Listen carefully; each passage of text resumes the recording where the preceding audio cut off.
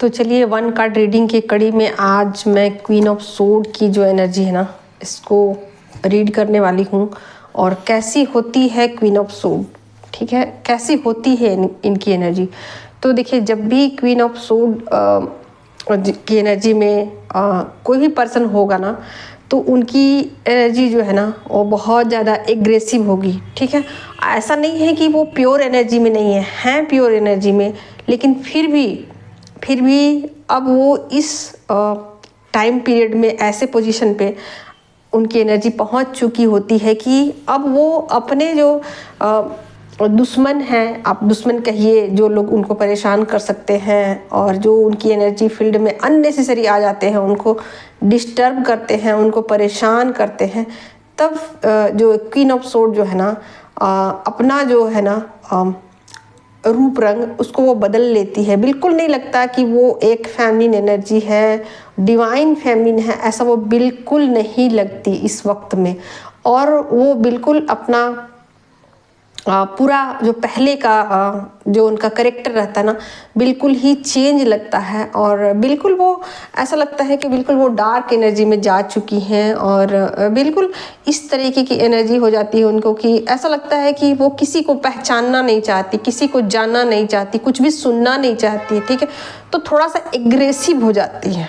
यहाँ पर जो करेक्टर है वो क्वीन ऑफ सोर्ड की, ठीक है। तो इस वक्त में जो फेमिनिन की एनर्जी होती है एग्रेशन वाली होती है, बहुत ज़्यादा वो एग्रेसिव हो जाती है। और हालांकि वो इंटरनली डिवाइन से कनेक्टेड होती है, लेकिन फिर भी उनको ये बातें समझ में भी आ रही होती है कि मैं अभी फ़िलहाल बहुत ज़्यादा गुस्से में हूँ और मेरे सामने जो भी आएगा, जो भी हो, जो भी पर्सन हो, सही या गलत, मुझे इससे लेना देना नहीं है, क्योंकि मैं अपनी एनर्जी में अभी नहीं हूँ, अपने कंट्रोल से बाहर में हूँ। ये बातें उनको पता होती है, ठीक है।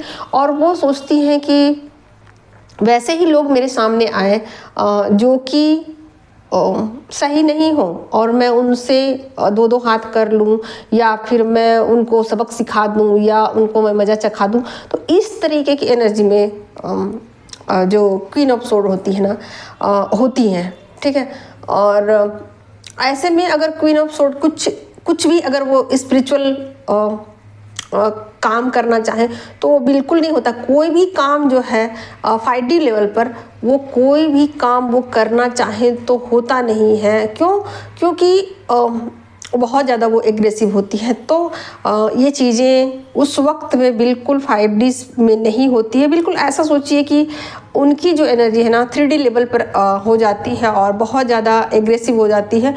और जो भी वो काम करती है ना वो 3D लेवल पर करती है, और इसीलिए वो इस एनर्जी में टैप कर जाती है, ताकि 3D लेवल पर जो चीज़ें उन्हें परेशान कर रही है, आगे बढ़ने से रोक रही है, उनकी स्पिरिचुअल ग्रोथ में बाधा पहुंचा रही है, तो इसलिए वो इस एनर्जी में आ जाती है, ताकि उस एनर्जी प्योर एनर्जी जो है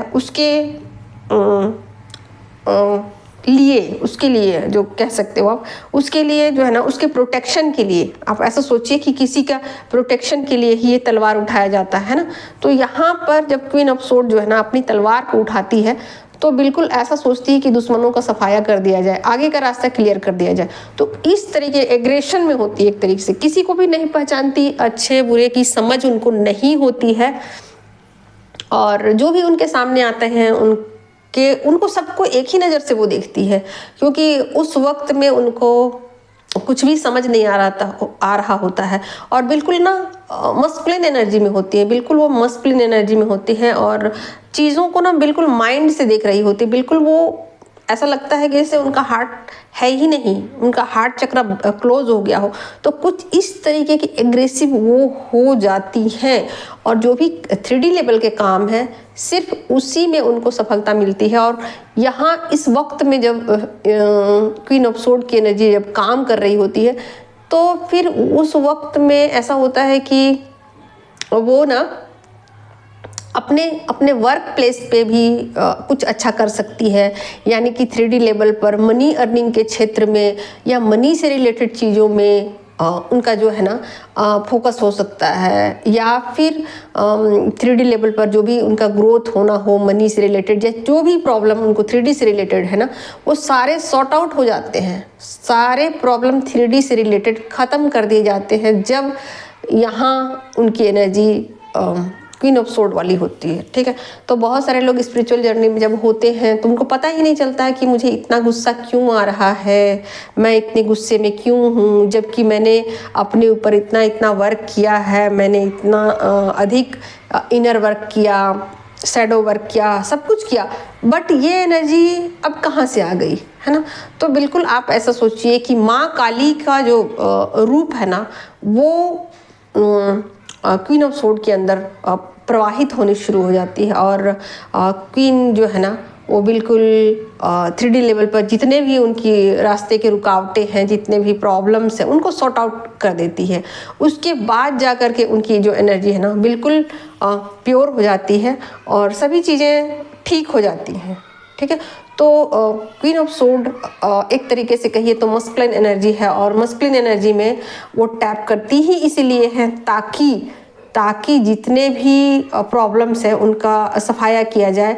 क्योंकि जब वो कप की एनर्जी में होती है तो बहुत ही नॉर्मल बिहेव करती है, बहुत ही सभी के साथ एक कहा जाए तो सहानुभूति रखती है, और ऐसे में लोग उनका गलत फ़ायदा उठा लेते हैं, और इसी वजह से वो क्वीन ऑफ सोर्ड की एनर्जी में टैप कर जाती है। ठीक है, तो आज मेरा 1 कार्ड जो है यही था। और आप लोगों में से किसी को अगर टैरो की डीप नॉलेज चाहिए या फिर बेसिक नॉलेज चाहिए तो मेरे वर्कशॉप को आप ज्वाइन कर सकते हो। Thank you so much. और प्लीज़ मुझे व्हाट्सअप कीजिएगा, कॉल मत कीजिएगा। ठीक है।